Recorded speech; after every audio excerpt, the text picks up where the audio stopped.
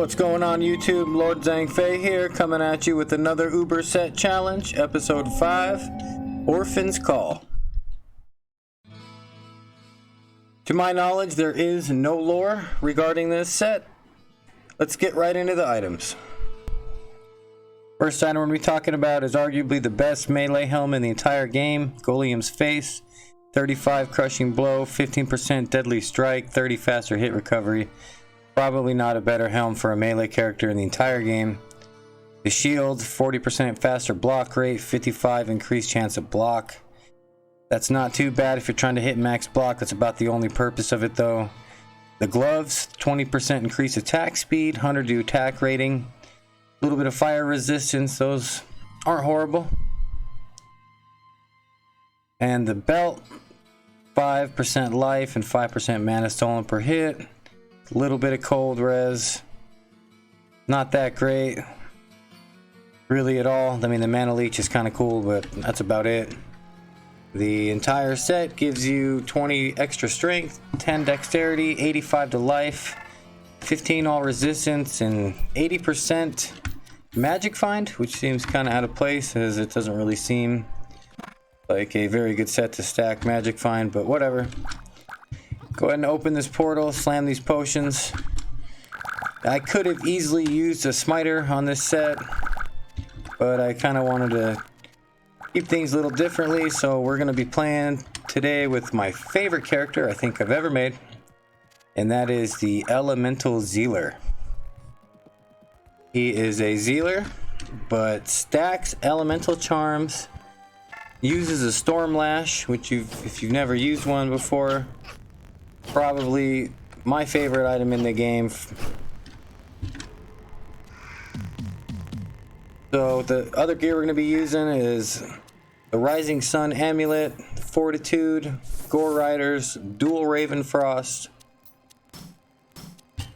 with a brand on secondary. Probably wondering, why are you using a brand? Well, that's to get the amplified damage to cast with great ease. I believe it's 35% chance to cast amplified damage when struck. So you're probably saying, but that doesn't, you're not using the full set. And my defense with that is, if I'm not attacking, it's no different than me having a curse on a wand as charges. You'll notice Mephisto goes down pretty easily. Of course, we're using Conviction to nullify his conviction. Some of the other skills that we use were we max Zeal, max Sacrifice, max Blessed Aim for that additional attack rating it gives you per hard point, and we put 10 points in lightning resistance to get our resistance up to 85, the total resistance for lightning. Our total damage is 397 through 5,969, which is every single hit. With Conviction, it's even more than that. I didn't factor in the Conviction there. I did factor in the Conviction though for some of my elemental damage. For the light damage, it's 12 through 809. Cold damage is 88 through 214, and the fire damage is 77 through 154. And you're probably asking, what does this mean? That doesn't even sound like that much. And one of the biggest problems that you're going to experience in Uber Tristram with a Zealer or a Frenzy Bard is the inability to kill the immune to physicals. This build, that is not a problem at all. If you'll notice, the Spectres and the Ghoul Lords went down very easily, and that is because with Conviction we're doing, it's somewhere close to 200 through 2,000 damage of pure elemental. So it's a really fun build, especially with the Absorb. With 83% crushing blow, 30% deadly strike, 10% open wounds. This guy hits real hard. And for the Absorb, Dual Ravens, it puts us at 40% cold absorb. The Storm Lash has 9 light absorb integer.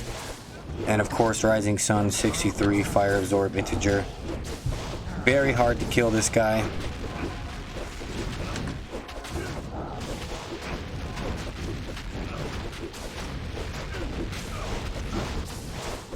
I really like this character, like I said. For stat points, we did 242 strength, 239 dexterity, and 162 in vitality. That puts him at 1.1 life with no battle order and 2k life with battle orders.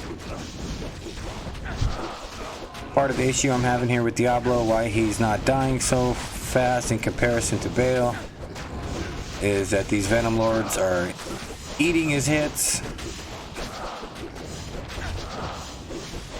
and if he gets him spawning like he was, you know, you pretty much got to kill him. Unfortunately, with Zeal, attacks multiple targets. It's probably the downside of it, and the fact that I'm only rocking 10% open wounds.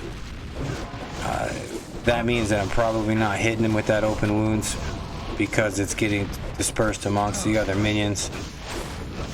But we'll go ahead and tear it up here, get him down. Notice the amplified damage, that's from the brand. That makes a big difference.